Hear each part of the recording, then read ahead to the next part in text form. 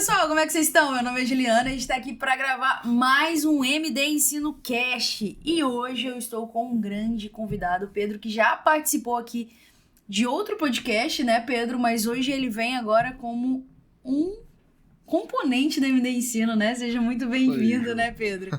Oficialmente um componente agora, mais uma peça-chave aqui na MD Ensino. Seja muito bem-vindo, Pedro. Obrigado, Ju. É um prazer enorme estar aqui com você, batendo esse papo. Já estivemos aqui em outro momento mesmo.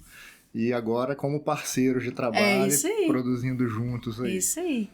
O Pedro, ele é formado em medicina pela Multivix.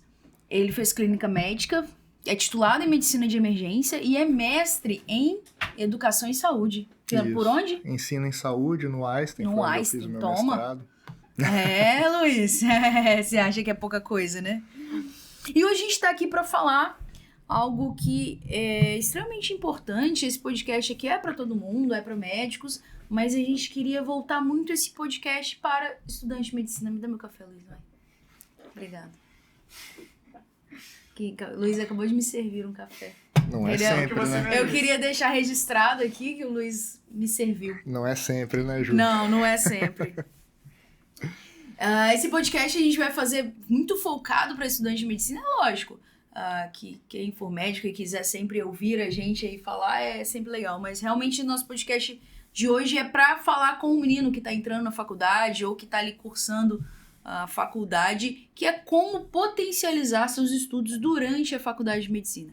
A gente sabe que é uma época muito difícil, muitas vezes você é muito jovem, às vezes até imaturo, para entender tudo aquilo ali como funciona, você formando a sua carreira, uma grande responsabilidade, às vezes é difícil, e as próprias faculdades aí, talvez você vai saber muito melhor do que eu, né, explicar isso, as próprias faculdades me parecem que tem uma certa dificuldade também em pegar esse aluno individualmente e falar, olha, o caminho é aqui.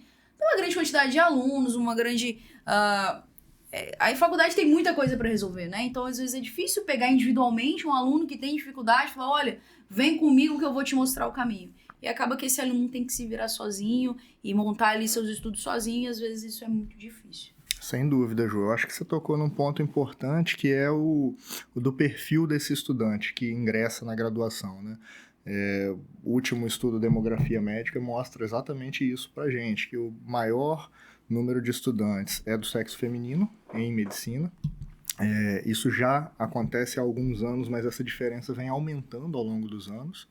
E numa faixa etária abaixo dos 24 anos. Então, são alunos realmente jovens, né, que estão entrando numa graduação com um conteúdo extremamente extenso, uma jornada de estudo necessária muito grande, muitas vezes precisando viver longe dos seus familiares, dos seus amigos, né, mudando até de estado para cursar a graduação. Então, isso tudo traz para esses estudantes uma carga de estresse, de sofrimento emocional muito grande. E com a complexidade toda da graduação médica, não só pelo conteúdo extenso, mas pela vivência de sofrimento dos pacientes. Muitas vezes a gente está em ambientes de tratamento de doenças, né? Ambientes em que existe uma carga emocional muito grande. Então, é fundamental que o estudante se prepare. E isso sempre foi assim na medicina. E nos últimos anos o que a gente observa é que isso tem se intensificado na medida em que a gente percebe a abertura de novas escolas médicas no Brasil. Então, a gente está tendo uma expansão da educação médica. A educação médica nunca esteve tão em evidência como agora, né, com discussões nacionais. Inclusive, nesse momento, a gente está vivendo uma discussão sobre as novas diretrizes curriculares para os cursos de medicina. O Conselho Nacional de Educação acabou de publicar uma minuta, né, de um documento preliminar. Então, esse documento está em discussão.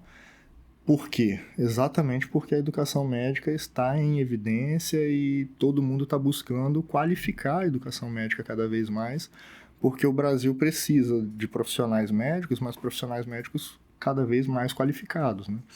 Então, é uma discussão muito pertinente, é algo muito importante para a gente avançar aqui. Inclusive com pessoas que não são médicas, dando pitaco como que deve ser os médicos, assim. Isso é algo que me incomoda um pouco, sabe? A gente E teve uma todo discussão mundo tem uma agora, opinião né? sobre isso. Qualquer um acha que pode julgar e saber se o médico é bom ou não. Bom, então assim, pra quem tá entrando na faculdade agora, acabei de entrar, a gente tá aqui em março, né, que a gente tá lançando esse podcast em março, então muita gente acabou de entrar, realmente tá aí na primeira semana, primeiro mês aí de faculdade de medicina, e ele vai se formar dali a 6 anos. Então estamos em 2025, ele vai se formar em 2031. Em 2031, quando esse menino formar, essa menina formar, o que se espera do mercado de trabalho para eles? Ju, o que a gente espera é um mercado de trabalho muito mais competitivo. Então, a gente está, como eu comentei, a gente está observando uma expansão da educação médica no número de escolas e esses alunos que estão ingressando hoje vão se formar dentro de 6 anos. Então, a quantidade de médicos no mercado de trabalho vai ser muito maior. A gente tem aí uma estimativa de que em 2035 a gente vai ter por volta de 1 milhão de médicos no Brasil. O que hoje a gente tem um pouco mais de 500 mil, ou seja, vamos duplicar a quantidade de médicos no Brasil em 10 anos, né? Isso vai tornar o mercado de trabalho muito mais competitivo, obviamente, né? A quantidade de profissionais aumenta, os postos de trabalho e a população do Brasil não aumenta nessa mesma proporção, então a competitividade aumenta. Nesse cenário de uma competitividade maior por vagas de trabalho, o profissional melhor preparado é aquele que vai se destacar e que vai ter a sua vaga de trabalho garantida. Então, torna-se ainda mais importante, sempre foi importante o médico ser bem qualificado, mas torna-se ainda mais importante para que ele se insira no mercado de trabalho agora, né? Então, se diferenciar desde o início da graduação é fundamental, principalmente no momento em que a gente está vivendo, de expansão das vagas de graduação. Nós não estamos vivendo algo novo na sociedade, né? Nós já vimos isso acontecer em outras áreas de atuação, em outras profissões. E o resultado que a gente tem é exatamente esse. Nessas profissões, aqueles profissionais que são mais qualificados e que se diferenciam são aqueles que se apresentam no mercado de trabalho. Enquanto que muitas pessoas têm os seus diplomas de graduação e não exercem aquela profissão, né? Então, o médico, eu acredito que ele vai ter que se diferenciar também. E essa diferenciação, isso é importante, ela começa na graduação, desde o primeiro dia. Não dá para deixar isso para o momento de fazer prova para residência ou durante a residência, né? Você tem que começar a se diferenciar já no início da graduação.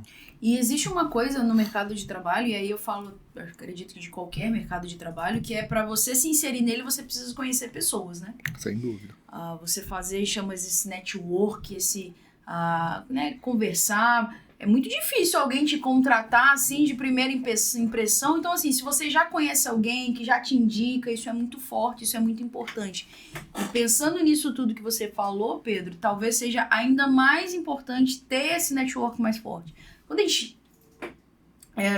eu formei, eu não sei se na sua época, a gente sempre tinha um professor que a gente se juntava, que a gente ficava ali perto, esse professor ia mostrando os caminhos. Só que hoje eu realmente desconheço, talvez você possa até comentar.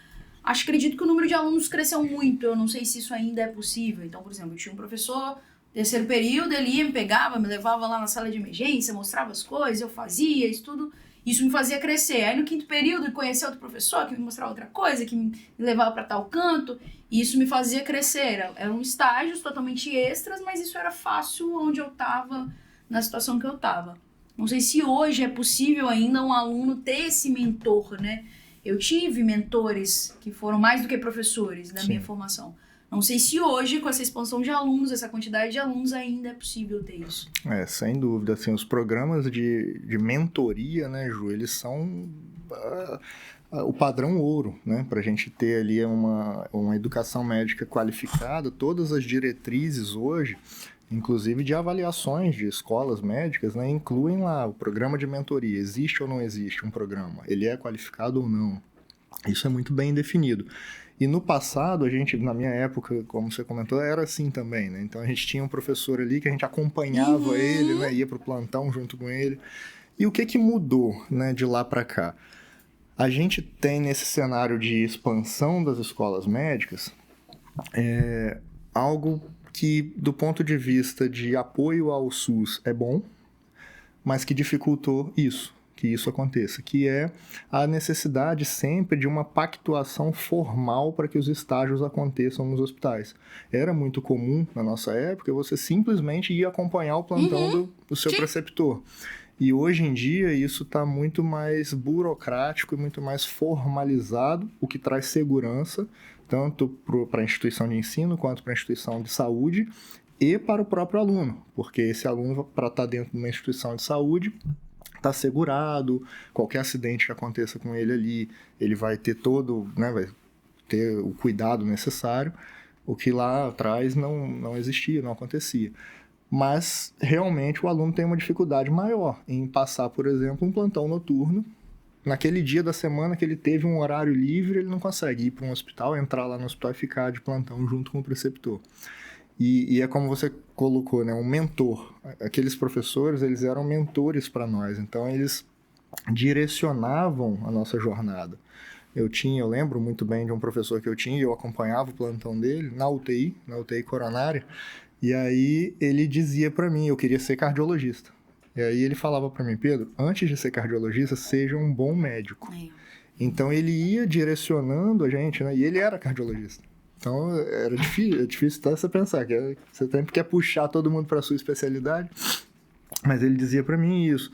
Então, quer dizer, eu tenho essa lembrança dele exatamente como de um mentor, de um cara que estava ali me direcionando e não simplesmente falando melhor sobre a especialidade dele, né?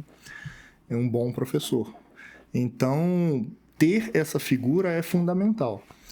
Essa questão da quantidade de alunos, a princípio, não é para dificultar, porque a quantidade de alunos cresce, mas as instituições de ensino precisam garantir que exista uma divisão em grupos e os professores continuam com pequenos grupos de alunos ali, pelo menos nas atividades práticas, né?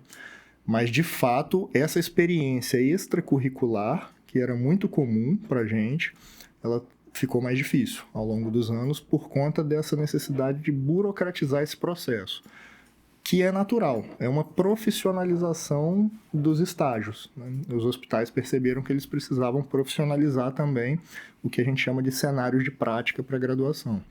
Então, na minha visão, foi isso que aconteceu e que dificultou um pouco esse acesso dos estudantes aos hospitais de uma forma geral, porque nos hospitais privados isso também vem acontecendo. Sim. A gente vê cada vez mais hospitais privados oferecendo o seu espaço como cenário de prática para estudantes, e tanto de graduação como de pós-graduação. Mas a presença do aluno é extremamente rico, né? Tem lugares que não gostam. Eu lembro que, às vezes, na minha época de graduação, eu fui a segunda turma da UFJF lá em Valadares, e a gente sofria uma certa resistência ainda, porque tinha lugares que não queria aluno, porque achava que bagunçava, mas depois, quando você começa a ver, não era por causa disso, é porque, cara, pra você ter um aluno, você tem que ensinar ele. Sem dúvida. Pra você ensinar ele, você precisa estudar, porque ele vai te perguntar. Você qualifica o serviço. Você qualifica muito o serviço. Então, eu comecei a perceber que quem não queria é porque não estava afim de crescer. Realmente se você for receber um aluno na sua atividade, no seu plantão, no seu ambulatório, não dá para você simplesmente, o que a gente chama de tocar o serviço, né? Não dá para você só fazer ali o atendimento. Você vai precisar parar com esse aluno, discutir com ele, para que ele compreenda por que está acontecendo daquela forma, né? E isso é o que enriquece, essa presença, né? O aluno está ali exatamente para isso, porque simplesmente ler e entender o tratamento de uma doença, ele faz no livro. Ele está ali no cenário de prática para compreender como é que isso se aplica, como é que acontece. Porque se você não tiver aquele recurso que o livro descreveu, você vai deixar de tratar o seu paciente ou você vai adaptar de uma outra forma? Essa é a experiência que o profissional tem para passar para o estudante. Como que é na prática, né? Isso. Porque a gente vê o paciente não lê livro, né? Isso a gente vê o tempo todo. Sem dúvida. Os casos, cada caso vem de um jeito, uma dengue é diferente da outra. As comorbidades são diferentes, né? Então, realmente não dá para ficar só no livro, você tem que ir para a prática também. Agora, você comentou, Ju, uma coisa muito importante que a gente acabou não falando, que esse aluno precisa fazer ali um networking e você falou de uma palavra extremamente importante, que é comunicação. Para fazer networking é necessário conhecer comunicação, Sim. né? E essa é uma habilidade não técnica, né? Uma soft skill, uma habilidade social que muitas vezes passa batido. E o médico precisa demais saber se comunicar. Ele vai ter que se comunicar o tempo inteiro, no mínimo, com os pacientes dele, com os familiares e para fazer esse network com os colegas. Então, quer dizer, o médico ele precisa ter a capacidade de se comunicar com as pessoas que utilizam a mais alta linguagem e a mais técnica possível, que são os pares dele, pesquisadores, e também com aquelas pessoas que não utilizam essa linguagem. Então, essa capacidade de adequar o seu discurso e de conseguir se comunicar de maneira efetiva, porque se eu chego cheio de termos técnicos para um paciente que não vai compreender, eu não estou sendo efetivo, né? Eu estou dizendo e ele não está entendendo e não foi efetivo. Então, treinar isso é fundamental. E isso também te ajuda no seu networking. Porque se você chega também num ambiente profissional, técnico, médico, corporativo, e você não sabe se comunicar com aquele ambiente, você só sabe se comunicar com linguagem não técnica, isso também não te ajuda do ponto de vista profissional, né? Sim, até porque, por exemplo, você vai passar um caso, você passa o caso todo esquisito, de trás pra frente, não sabe organizar as ideias, por mais que você tenha vindo o seu plantão bonitinho, feito todas as condutas, o colega do ponto não sabe nem passar um caso. Sem dúvida. Que médico é esse? Então, realmente, e a partir do momento que você se comunica, você se mostra confuso né, e não sabe se comunicar direito, o colega vai olhar e falar assim, não vou indicar esse cara pra ninguém, não vou querer ele no meu plantão mais, vou reclamar com dele pro diretor. Sim. Então, e hoje é isso, assim, o mercado de trabalho não tá fácil você se manter, então não adianta mais você só decorar aquele monte de coisa. Sem dúvida. E falando nisso, em decorar um monte de coisa, a gente sabe que a faculdade de medicina é sobre decorar um monte de coisa. E aí, Pedro, dá pra fugir disso? Tem como você passar disso de uma forma mais ilesa, mais tranquila? A gente sofre muito com a grande quantidade de provas, as provas acumuladas, sempre tem aquela semana de prova, né? Sim. E aí aquela confusão. E aí, Pedro, o que você fala pra esses meninos? Olha, o principal erro que o estudante comete aí durante esse momento de se preparar e, né, fazer suas leituras, estudar, é simplesmente ler textos passivamente. Esse é a principal falha é essa, né? A gente fala muito sobre metodologias ativas de aprendizagem, mas numa perspectiva de que a instituição de ensino utilize metodologias ativas. Ok, esse é um caminho e ele é muito bom. As instituições de ensino devem mesmo lançar a mão de metodologias ativas de aprendizagem. Agora, o estudante precisa se colocar como um agente ativo no processo de aprendizagem dele. É importante a gente lembrar bem disso, assim. O professor está ali para exercer um papel de facilitador. O professor, ele não vai transmitir conhecimento. Ele não vai pegar o que está na cabeça dele e colocar na cabeça do estudante. O estudante constrói o aprendizado dele com a ajuda de um professor, de um mentor, um tutor, alguém que está ali para guiar, para direcionar ele. Então ele precisa se entender como um agente ativo, porque é ele que precisa construir o aprendizado dele. E aí quando o estudante entende isso, ele entende que ficar lendo não ajuda. O nível de retenção desse conteúdo que ele lê passivamente, ou fica ele só escutando uma aula expositiva, é muito baixo. Então, o que ele precisa fazer? Não ir para a aula? Não ler? Óbvio que não, né? Ele precisa ler, ele precisa ir para a aula, mas ele não pode fazer só isso. Então, ele precisa revisar esse material. Ele fez uma leitura, existem técnicas que ele pode utilizar, por exemplo, para ter uma revisão ativa desse material. Pedro, você está dizendo que eu tenho que ler aquele livro lá, o capítulo, né, tem vários livros que a gente grava para sempre, né, o Leninger, o Guyton, né? Então eu vou pegar o capítulo do Guyton e você está me dizendo que eu tenho que ler ele várias vezes? Não é possível. porque a gente não dá conta pelo tempo, é um volume muito grande. Então, você precisa lançar mão de estratégias que te possibilitem fazer uma revisão daquele conteúdo. Uma excelente estratégia é o que a gente chama de revisão ativa, ou active recall, né? Você vai lá, durante a sua leitura, ao invés de grifar, que é o que as pessoas fazem, passar um marca-texto, escreve uma pergunta sobre aquele assunto. Onde você ia grifar ali, escreve uma pergunta, e a resposta é aquilo ali, sabe? Então, na hora que você for revisar o seu conteúdo, você não vai ler aquilo ali de novo, você vai olhar a pergunta e responde para você. Compara. Conseguiu responder? Ok, aquilo ali vai para frente. Não conseguiu responder? Senta ali naquele trecho e compreende aquilo de novo. E aí, você pode lançar mão, inclusive, de ferramentas que te ajudam nesse aspecto. Porque a gente, né, aí com o avanço dos recursos tecnológicos, né, a gente tem hoje ferramentas em que você cadastra essas perguntas e responde, e no momento em que você responde, você diz se você acertou ou se você errou. E tipo um flashcard, assim? Tipo um flashcard. Na minha época fazia a mão, né? Software, né? Você faz a mão, na minha época também. Eu gostava de fazer a mão, eu adorava. Hoje, com o avanço da tecnologia, você já tem aí. E aí, qual é a sacada? Ele te diz qual é a parte do conteúdo que tá fácil para você e que tá difícil. Então, você já sabe onde é que você tem que voltar com maior frequência para ir consolidando aquilo ali. Essa é uma estratégia. Existem muitas outras estratégias de gestão de tempo, né? Técnicas para você organizar o seu estudo com acesso a redes sociais. Você fica o tempo inteiro no celular, no computador, né? Então, é importantíssimo você lançar a mão disso. São muitas coisas que a gente pode usar, né? Mas o que é importante? O estudante conhecer essas técnicas, essas estratégias, escolher aquela que tem uma maior adaptação a ele, ao perfil dele, e utilizar. O que não dá é para ficar passivo nesse processo de aprendizagem dele. E cada um vai ter a sua forma, né? Sem dúvida. Cada perfil vai se adaptar melhor a uma estratégia.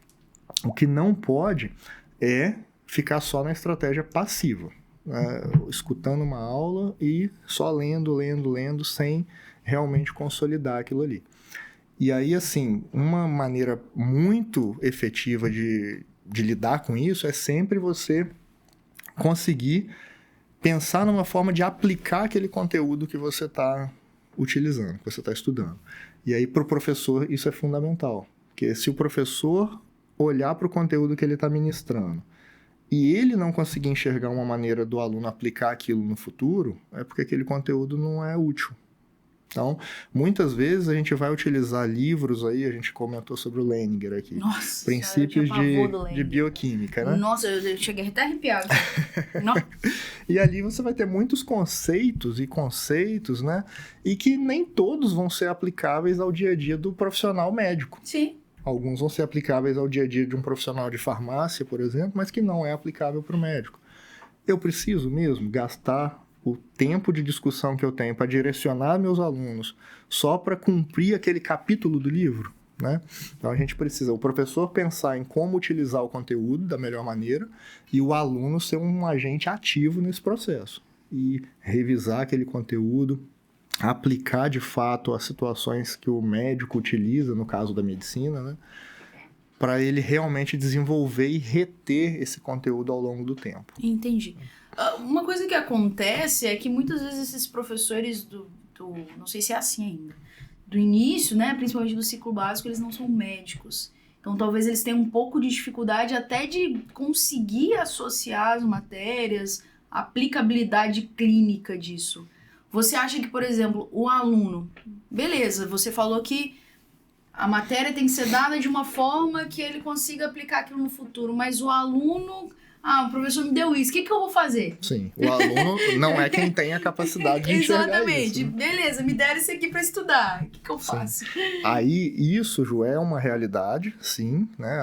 Uma boa parte dos professores do ciclo básico ali, do início do curso, não são médicos. Como que a gente pode atuar para abordar essa questão? No currículo, no desenho do currículo. Porque se eu tenho um currículo que integra as diferentes disciplinas, eu consigo fazer com que os professores se conversem. Legal. E então a gente desenvolva estratégias juntos. Por exemplo, eu vou dar uma aula de semiologia, a grande maioria das vezes o professor de semiologia vai ser médico, Sim. né? Então, esse professor pode ser, inclusive, uma referência para mostrar para os outros professores qual é o assunto ou o conteúdo da anatomia que é extremamente importante para aquele conceito semiológico. Qual o conteúdo da fisiologia que é extremamente importante, né? Então, quando você desenha no currículo da graduação estratégias de integração, você consegue garantir que exista ali uma conversa entre os professores e esse problema é minimizado. Ele vai existir, né? Porque lá dentro da sala de aula, naquele momento em que o professor está sozinho com a turma, é ele, com a turma. E, obviamente, cada professor também corre atrás de se aprimorar e de conhecer a realidade da medicina, né? Por mais que ele não tenha essa experiência, mas ele vai buscar. Mas essa integração é que é fundamental, no desenho curricular. Entendi. O Pedro, para quem eu não comentei, né? Pedro foi coordenador do curso de medicina por muito tempo, né? Eu trabalhei na coordenação do curso de medicina por 6 anos. 6 anos, então ele realmente tem uma vasta experiência nisso aí, tudo que ele tá falando. Não tá... Vasta experiência, estudo, vai participar do Congresso Brasileiro agora... Brasileiro não? Vamos pro Congresso Carioca Capixaba de Educação Médica, o COSEM, vai acontecer em Campos dos Goytacazes. Toda a nossa audiência está convidada também a comparecer lá. Legal. Né? Vamos discutir educação médica. Eu vou estar lá no dia 11 de abril. Legal. Então, quem quiser conhecer o Pedro lá, né, pode procurar. E realmente, a gente tá falando aqui um cara que realmente sabe sobre educação médica. Então, ele não tá tirando isso, fez mestrado nisso. Então, realmente, ele fala tudo aqui com muita propriedade. E existe uma coisa que você falou, que é em relação aos professores se conversarem, né? E existe uma metodologia de ensino agora que parece que são aquelas mentorias, eu não fiz. A minha escola era tradicional, mas que é o método PBL, que parece que existe uma conexão um pouco maior disso e que me parece, eu também não tenho experiência nisso, que os alunos conseguem ter um pouco mais de contato com a realidade. Você concorda, você discorda, você prefere o método tradicional? Sim. O que eu acredito, Ju, é o seguinte, nesse desenho curricular, a gente chama de design instrucional, né? Um nome gourmetizado que a gente dá aí para você estruturar um currículo, né? É fundamental que ele seja mesclado, sabe? A gente não pode utilizar muito assim, o meu currículo é PBL, ou o meu currículo é TBL, ou o meu currículo é tradicional. Isso não faz muito sentido hoje em dia.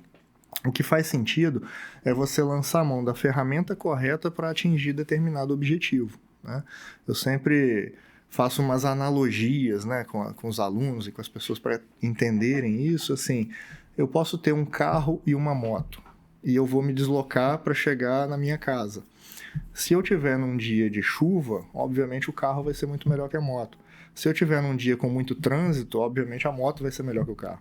Então, eu tenho métodos específicos para atingir objetivos específicos. Alguns métodos vão ser melhores que outros para determinados objetivos.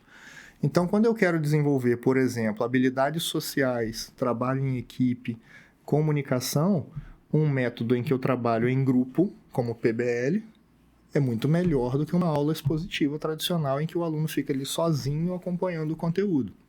Agora, se eu vou um assunto extremamente complexo, em que eu preciso realmente explicar com a minha experiência para aquele aluno de maneira focada naquele momento, curto, muitas vezes, eu não estou falando de aulas de 2 horas, 3 horas, mas vamos fazer 25 minutos de exposição sobre um determinado assunto, porque na hora que você for ler, você vai se enrolar. E eu já sei disso. Então, deixa eu te explicar, para você já ter uma leitura menos árida, né? Sim. A aula expositiva tem o seu lugar. Não dá para ser tudo aula expositiva, isso a gente já sabe. Um currículo que utiliza totalmente a metodologia ativa de aprendizagem, comparado a um currículo totalmente tradicional, é superior o uso de metodologias ativas. Mas quando você junta isso, você potencializa. Você tem uma estratégia híbrida, né? É o que grandes escolas de medicina do Brasil têm feito e têm tido sucesso, né, dessa forma. Então, Eu acredito muito nesse modelo mais híbrido, esse modelo em que você utiliza métodos ativos em determinados momentos aí é extremamente importante, com um objetivo específico. Então, eu quero usar esse método porque eu quero desenvolver esta habilidade aqui no aluno. Não é usar por usar só para dizer que usa, né? Só para quando vier a avaliação do Ministério da Educação, a gente usa aqui metodologia ativa, né? Não é isso. É usar para desenvolver especificamente aquele objetivo. Aí é legal. Aí o aluno se desenvolve realmente. Legal. E durante toda essa formação, o aluno ele tem que se ver de uma grande quantidade de matéria. Ele muitas vezes percebe que ele está estudando uma coisa que ele fala, caramba, eu não sei se eu vou usar isso, mas ele tem que estudar. E ao mesmo tempo, ele é jovem, ele quer sair, ele às vezes mora fora, ele quer ir visitar a família, ele quer um tempo para ele também, para fazer um exercício físico. Como que ele faz para organizar essa rotina? Isso é melhor que ele faça isso de forma semanal, mensal? É melhor que ele monte uma planilha, que ele faça um planner? O que você orienta esse menino? Isso que você está tocando agora é fundamental, né, Ju? E é fundamental para todo mundo. Não é só para o aluno de medicina, não é só para o jovem. É fundamental você surfar, não é? É, isso aí. Então, Pra quem não sabe, agora eu sou surfista, tá, Luiz? Então, a Ju, que é médica, intensivista, dá aula, né? Ela precisa também surfar, ela precisa ter os amigos dela. Então, é fundamental para qualquer ser que vive em comunidade. Nós todos. Sim. O aluno de medicina, ele encontra dificuldade nisso. Não só o aluno de medicina, mas, por exemplo, grandes gestores de corporações, executivos, também encontram essa dificuldade, porque a jornada de trabalho é muito intensa, são muitos compromissos, o estudante de medicina também. Então, é um jovem que se depara com uma jornada muito intensa. Num primeiro momento, ele pensa que ele tem que deixar de viver para cumprir com aquele compromisso da jornada de estudo. E se ele fizer isso, ao longo do tempo, ele vai perceber que ele está adoecendo. É o que a gente tem observado. A literatura médica mostra que cerca de 30% dos estudantes de medicina usam medicação psicotrópica, por exemplo, né? Então, isso a gente precisa reverter rapidamente. Eu não posso deixar um estudante de medicina entrar em depressão, burnout, uma situação grave como essas. Então, ele precisa ter convivência com a família, ele precisa ter convivência com amigos, namorado, namorada, se tiver... praticar atividade física, ter uma boa alimentação. E aí, como é que funciona isso? Como é que ele vai conseguir fazer isso? A melhor maneira dele conseguir fazer isso é recebendo uma tutoria, uma mentoria de alguém que já conseguiu fazer isso, né? Então, ter, por exemplo, um bate-papo com a Ju, que é médica intensivista, trabalha, dá aula e surfa e sai com os amigos, é legal para esse aluno, Sim. né? É daí que vem esses programas todos de mentoria que são colocados como algo muito adequado para o aluno. Alguém mais experiente que ele, que já passou pelos problemas que ele passa, mas que conseguiu passar por esses problemas de uma forma adequada, né? Porque não adianta também você ter uma mentoria com alguém que vive o mesmo problema que você, né? É um chorar com o outro, Que é, muitas vezes, a gente ter o que a gente chama durante a graduação de monitoria, né? Uhum. Você tem um monitor que está um período na sua frente e aí ele vai te ajudar a vencer essas questões que ele também vive e ele não sabe como vencer, né? Então é legal você ter alguém que já passou por aquilo, que venceu aquilo, que consegue olhar para trás e te dizer, vai por esse caminho aqui. Que por esse caminho aqui você vai conseguir chegar lá, né? Essa é a figura do mentor, né? Esses programas de mentoria pelo mundo inteiro, eles têm sido muito bem avaliados e têm tido resultados muito bons, principalmente, né, nesse alinhamento entre performance acadêmica e saúde física e psicológica do estudante de medicina, né? É algo que a gente precisa sempre discutir muito. E isso se conecta muito com o que a gente falou no início do episódio, né? Sobre a necessidade desse profissional se tornar cada vez mais estudioso, se dedicar mais. Sim. E realmente ter uma boa formação para que no momento que ele saia, ele já consiga se destacar no mercado de trabalho. Sim, e se destacar como um agente nessa comunidade. Porque não adianta o médico querer se transformar num robô. Se o médico for alguém que decorou todo o livro, a inteligência artificial faz isso melhor do que ele, certamente. Você sobe um PDF lá na inteligência artificial, ela sabe o livro inteiro. Então, é habilidade de comunicação, habilidades sociais, conviver em equipe, saber trabalhar, raciocínio clínico. Então, é pegar aquele conteúdo que está ali e aplicar naquele paciente, naquele contexto, né? Ser capaz de ler uma diretriz e entender que aquela diretriz é uma base geral, mas que o seu paciente tem uma comorbidade que a diretriz não citou lá. Então, você vai ter que fazer uma adaptação para aquele paciente, mas fazer isso conscientemente, né?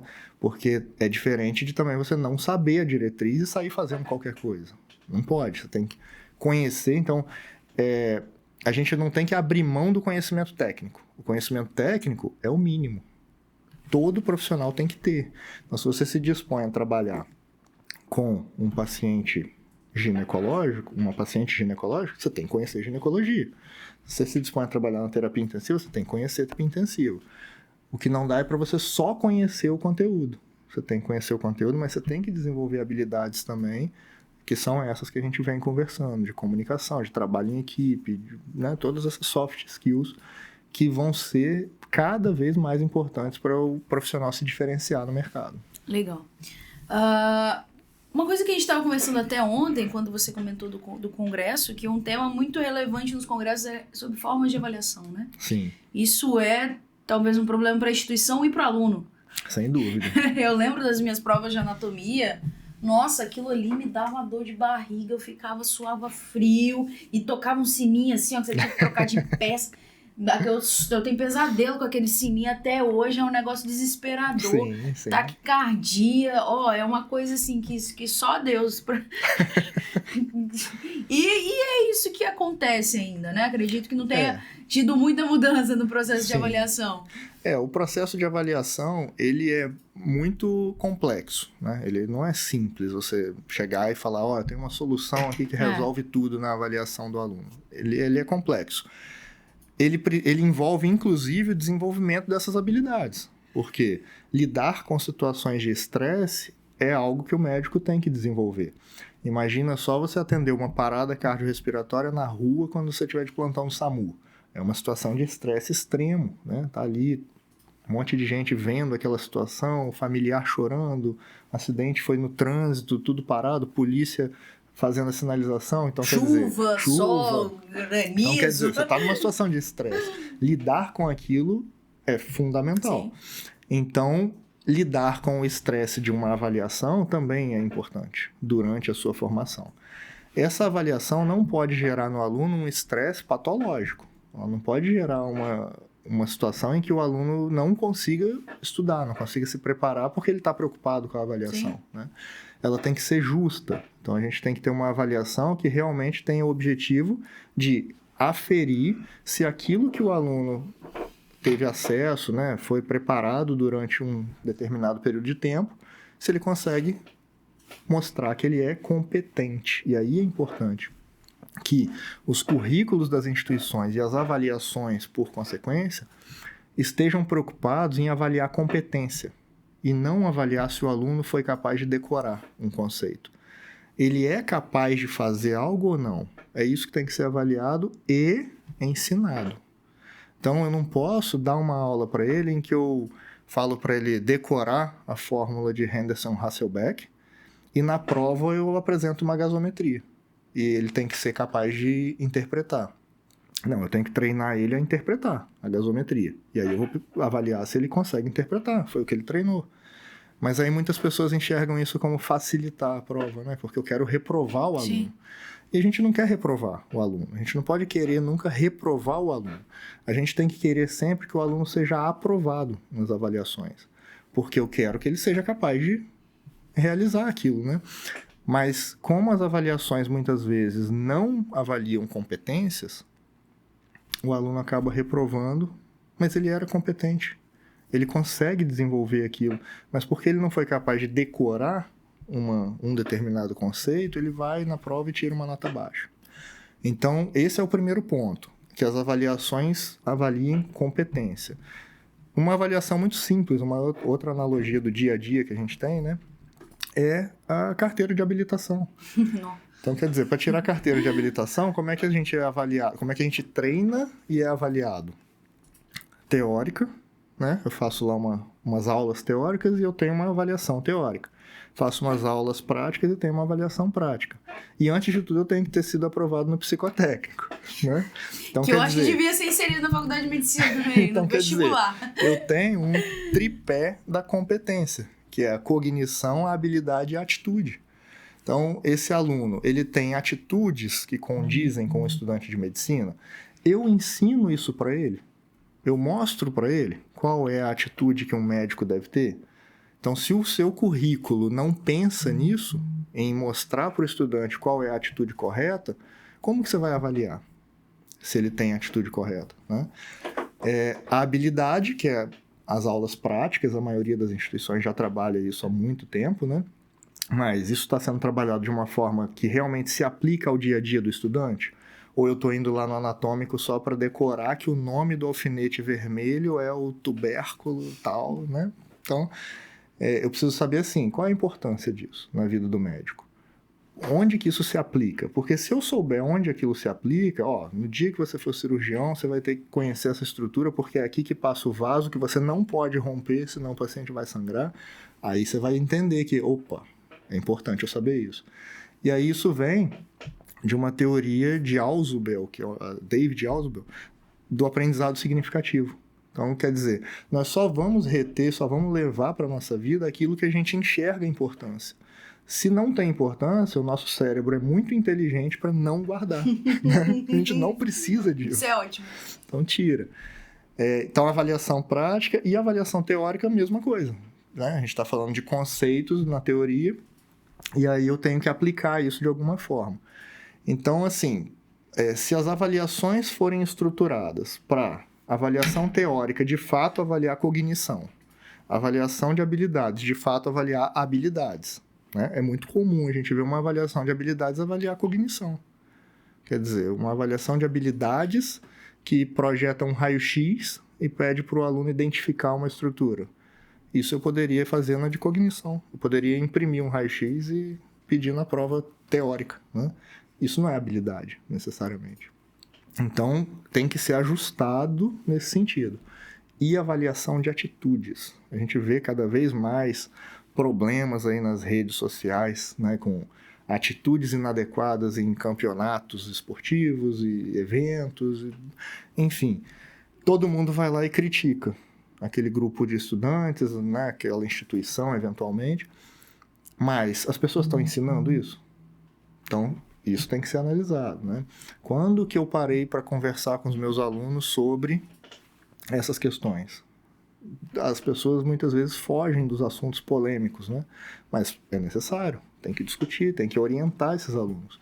E é aí que entra a figura do mentor, né? Porque esse mentor, é isso que é importante. Ele não é uma pessoa que vai te ensinar o conteúdo teórico, necessariamente. Mas ele é a pessoa que vai te mostrar o caminho, o melhor caminho. Então, assim, vai para um evento e vai ficar bebendo bebida alcoólica ou vai praticar atividade física? O mentor vai te dizer o que deu certo para ele, como é que funcionou na vida dele. E aquela pessoa é a pessoa que você vai ter como referência, né? Como a gente comentou, não adianta você ter um mentor que você não enxerga como uma referência. Okay, não vale a pena.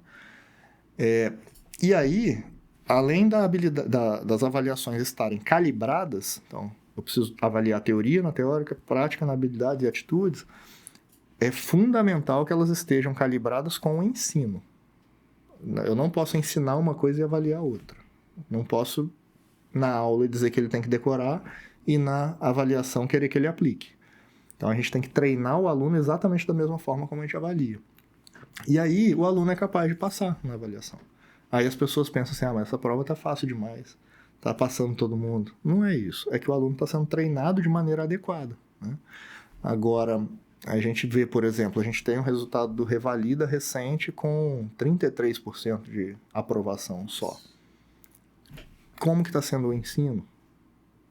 O ensino está sendo realmente de aplicação de conceitos? Porque quando a gente olha a prova do Revalida, ela é uma prova que avalia realmente competência ali, a aplicação dos conceitos. Então, o ensino está acontecendo dessa forma? provavelmente não está compatível, né? Então, é um assunto complexo, difícil, não é de uma solução muito simples, mas eu acredito que a gente tem que começar por aí. Começar por ensinar da mesma forma que se avalia. Da mesma forma, obviamente, não é a mesma questão, né? Eu dar a questão para o aluno na aula e cobrar na prova. Mas é treinar da mesma forma, né? Se eu vou participar de uma competição esportiva, como é que eu treino? Fazendo exatamente o que eu vou ter que fazer no dia lá, né? Pode ser que o ambiente seja diferente, pode ser que não vai ser exatamente a mesma prova. Mas se eu quero correr 42 quilômetros, eu tenho que treinar correndo 42 quilômetros, né? Não adianta eu correr 25 e querer no dia da prova correr 42. Então eu tenho que treinar do mesmo jeito que eu vou ser avaliado. E a avaliação tem que ser calibrada, tem que ser bem calibrada. Pedro, muito bom. Já caminhando aqui pra gente chegar no fim, se você tivesse assim uma dica prática, uma dica pro menino que tá ouvindo, menino e menina, qualquer um que estiver. Todos os alunos. Todo mundo que estiver ouvindo, amanhã botar em prática para ele já começar a mudar o futuro dele, já pensar no dia lá em 2031, quando ele formar, ou antes até, enfim. O que ele já pode botar em prática para mudar a carreira dele? A principal dica é exatamente essa da forma de estudar. Então, essa forma de estudar não pode ser passiva, tem que ser ativa. Então, conheça alguma maneira de você estudar de forma ativa, de revisar o seu conteúdo, para você reter ao longo do tempo. É uma dica só, é essa. Mas junta isso com atividade física e cuidar da sua saúde, porque é o que vai garantir que você tenha constância nisso, né? Porque é muito difícil, tem que ter foco, tem que ter disciplina. Não é fácil você fazer isso com constância ao longo de 6 anos de graduação e que vai ter depois durante a vida. Durante a vida a gente vai ter que ter essa mesma disciplina. Então, quanto antes o aluno tiver a disciplina de eu li esse material, fiz as perguntas, por exemplo, usando a revisão ativa, fiz as perguntas, daqui a 7 dias eu vou voltar nessas perguntas e vou tentar respondê-las. Aquela que eu não consegui, eu vou ler de novo, aquele trecho do texto. Se o aluno fizer isso, ele já vai melhorar muito a performance dele, vai conseguir reter melhor esse conhecimento e vai melhorar o rendimento dele, né? Se ele fizer isso com constância e não cuidar da saúde, ele perde a saúde. Porque isso é difícil, é muito conteúdo. Então tem que cuidar da saúde com atividade física e alimentação, junto com essa estratégia de ensino. Legal. E esse episódio a gente fez especialmente porque a gente tá para lançar o nosso programa de mentoria, né, Pedro? Sim. No dia 29 a gente vai ter um evento com uma galera que já se inscreveu aí para estar aqui com a gente presencialmente, né? Esses vão ter a oportunidade de estar presencialmente. E na sequência a gente vai deixar público aí para todo mundo um programa de mentoria inovador para estudantes de medicina. Vamos abrir isso para o Brasil inteiro. É algo muito diferenciado no Brasil. A gente não tem muitos programas de mentoria dessa forma. Então, o que a gente quer com isso? Que esses estudantes que terão acesso a esse programa se diferenciem, tenham uma performance melhor na sua graduação e aliando isso a bem-estar e saúde, física e mental. Então, esse é o nosso objetivo com esse programa. E olha só, você vai fazer a mentoria com um cara que mais sabe aqui de educação médica, que realmente viveu, passou por isso, se especializou nisso, fez mestrado nisso. Então, realmente é uma pessoa que sabe o que está falando, né? Deu para ver nesses últimos minutos que ele realmente tem muito conhecimento e com toda certeza vai alavancar e vai fazer muita diferença na carreira. E não é só comigo, é com o time todo. Né? Mas você é o cara que chama, né? Então, realmente um programa diferenciado. Quem dera eu ter tido essa oportunidade durante a minha faculdade, mesmo, né? De ter tido. Porque, nossa, a gente se vê muito perdido. Eu entrei um pouquinho mais velha na faculdade, eu entrei com 23 anos, já tinha passado um pouco de aperto para passar na faculdade. Sim. Que eu queria, porque queria passar na federal, enfim. Aí me virei, me desdobrei, passei na federal.